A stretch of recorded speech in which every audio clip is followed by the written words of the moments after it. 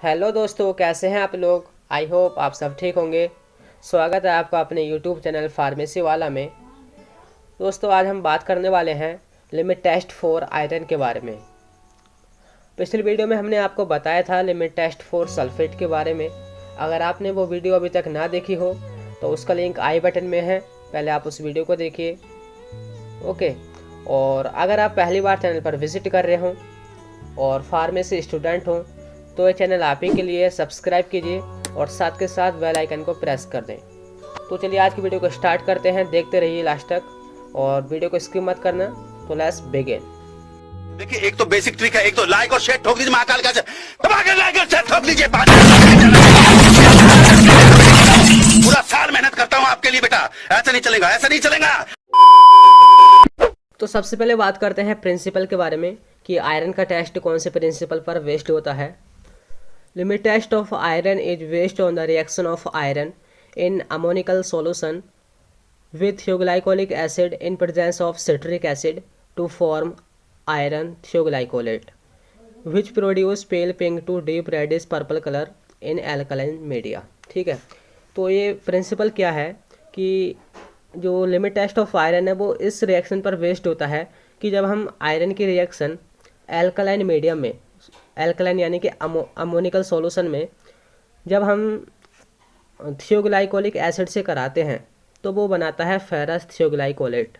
ठीक है, जो कि दिखने में या तो पेल पिंक होता है यानी कि हल्का गुलाबी होता है या फिर पर्पल कलर का होता है, और जो केवल एल्कलाइन मीडियम में ही दिखता है।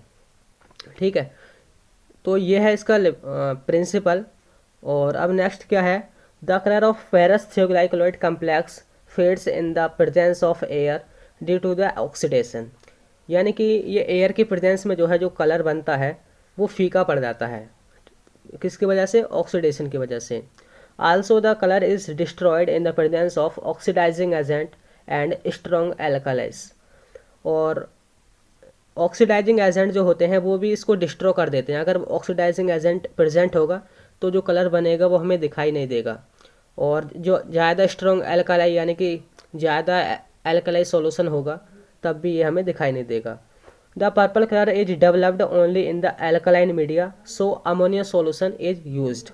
ठीक है, ये क्या बता रहा है कि जो कलर है ना वो केवल एल्कलाइन मीडियम में ही दिखाई देगा, तो इसलिए ही हम अमोनिकल सॉल्यूशन को यूज़ करते हैं इस रिएक्शन के लिए।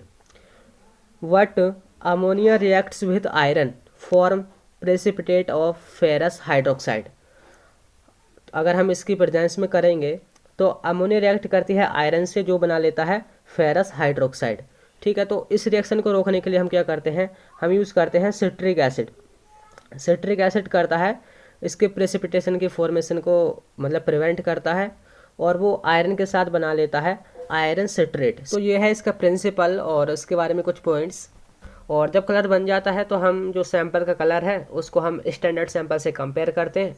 हाँ, इसमें एक और ख़ास बात है कि जो हमारा क्लोराइड और सल्फेट का जो लिमिट टेस्ट था उसमें हम देखते थे टर्बिडिटी, कि किसकी टर्बिडिटी ज़्यादा है किसकी कम है, लेकिन इसमें हम देखते हैं कलर। ठीक है, इसको आप ध्यान में रखना कि इसमें हम कलर के बेस पर उसका कंपैरिजन करते हैं। अब हम बात करते हैं इसके केमिकल रिक्वायर्ड और इसके एपरेटस रिक्वायर्ड के बारे में। तो एपरेटस में क्या है, एपरेटस में तो वही होता है, दो नेशनल सिलेंडर लेते हैं हम। ठीक है, और नेशनल सिलेंडर का आपको काम पता ही है, उसमें हम दोनों सॉल्यूशन ले लेते हैं, और उसके बाद में पिपेट का काम होता है कोई भी सॉल्यूशन वगैरह उसको लेना, और ग्लास रॉड जो उसको मतलब घोलने के लिए काम आती है, और स्टैंड जिसमें हम उसको जो भी हमने सैंपल बनाए हैं उनको हम स्टैंड में रख सकते हैं। ठीक है, अब हम बात करते हैं केमिकल्स रिक्वायर्ड के बारे में। तो केमिकल्स रिक्वायर्ड में सबसे पहले हमें चाहिए है 20% सॉल्यूशन ऑफ सिट्रिक एसिड।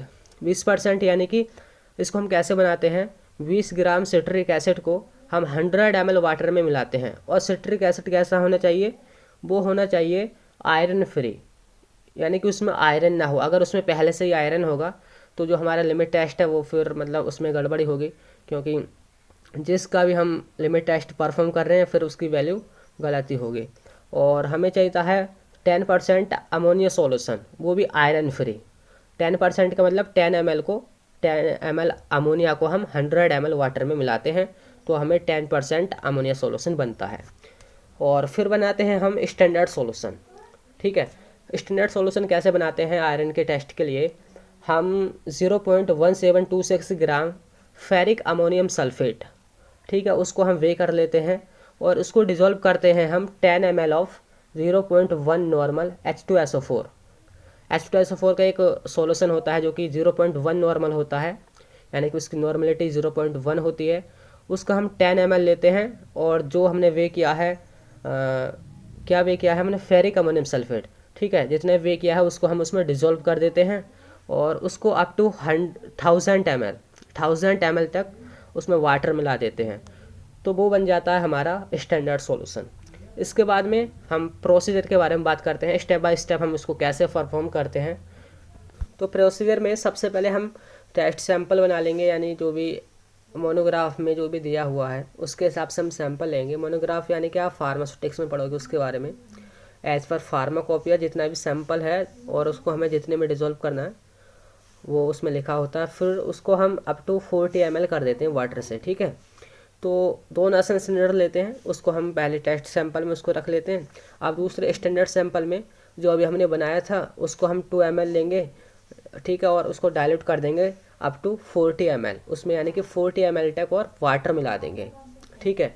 उसके बाद क्या करते हैं, दोनों सैंपल में यानी कि दोनों नेशनल सिलेंडर में 2 ml सिट्रिक एसिड मिला देते हैं, जो अभी बनाया था हमने iron free 20% weight by volume solution of citric acid, दोनों सॉल्यूशंस में दोनों सैंपल्स में मिला देते हैं, ठीक है। और उसके बाद ऐड 2 ड्रॉप्स ऑफ थियोग्लाइकोलिक एसिड, दोनों नेशनल सेंटर में 2-2 ड्रॉप थियोग्लाइकोलिक एसिड मिलाते हैं, 2-2 ड्रॉप यानी कि 0.1 ml इसके ही बराबर होगा, ठीक है, दोनों में मिलाते हैं। उसके बाद add ammonia to make the solution alkaline and adjust the volume up to 50 ml, okay.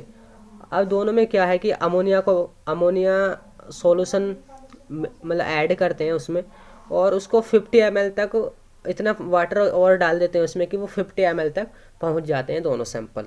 उसको फिर रिएक्शन होती है आपस में, रिएक्शन होने के बाद उसको हम 5 मिनट रख देते हैं अलग, आपस में जो भी चेंजेस होते हैं वो होता है और उसके बाद कलर मतलब वो प्रोड्यूस होता है, उसके बाद कलर डेवलप्ड होता है और जिसको हम देख सकते हैं, ठीक है।